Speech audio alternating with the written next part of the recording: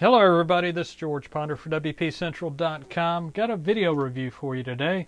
This go around we're taking a look at the Windows Phone application WeatherPro. Now WeatherPro, it is a weather app for your Windows Phone. It presents a little bit more than just the basic forecast information in that it provides satellite and radar imagery as well as a weather chart so you can get a feel for the weather trends for your location. Downside to it, your navigation has some inconsistencies that kind of drives you nuts. That and it doesn't have a trial version. Layout's fairly simple, but again, there is a little bit of a confusing element to it. Your main pages, you've got your location page, and this is going to be your first location on your favorites list. From your location page, you've got tiles to look at the overview, the current conditions and 7-day forecast. You can side swipe between locations, and you can tap on a date and it's going to break down that forecast in 3-hour increments.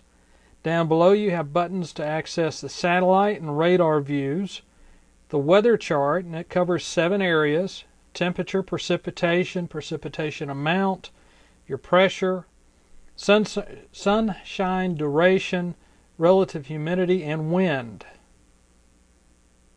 And then you can pin that location to your start screen. The live tile, it's double-sided. One side has current conditions, the other side has a 2-day forecast to it. Let's back out of this. Now your Outlook today, tap on it, it gives you your 3-hour breakdown. So if you need to go straight to that, you can. And again, everything's side swipeable between your locations. Down below, the other 2 tiles on your location page, one is to access satellites, imagery, and the other is your radar images.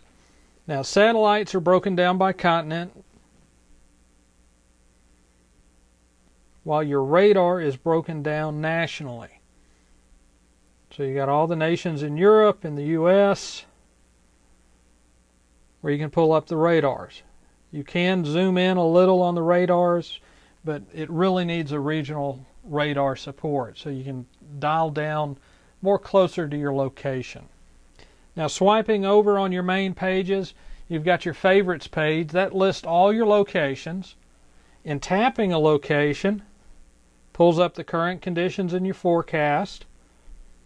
Tapping on the forecast, a forecast date, it'll pull up that 3-hour breakdown. You've got your button controls, your radar, satellite, charts, and pin. But you can't side swipe. You can't switch locations from the locations page, or the favorites page, I should say.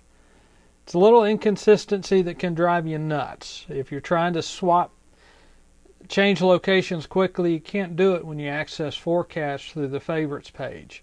Now to add a location, just simply hit the magnifying glass. It's a keyword search. Let's look at, go with Jasper, heck.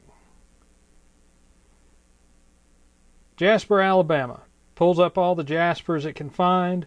Tap on the listing. It'll pull up your 7-day forecast. Again, you can dial down to that 3-hour breakdown. If you wanted to add it to your favorites, just hit the little star. It'll add it to your favorite, add that location to your favorites list, and you're in business. You got to back out for everything. Now the last page on the main pages for WeatherPro is your menus page. You've got a help section, which is basically a weather glossary. Your unit setting, which allows you to choose which units of measurement you want to use, language support, and then the help in, or not the help and about, but just the about screen.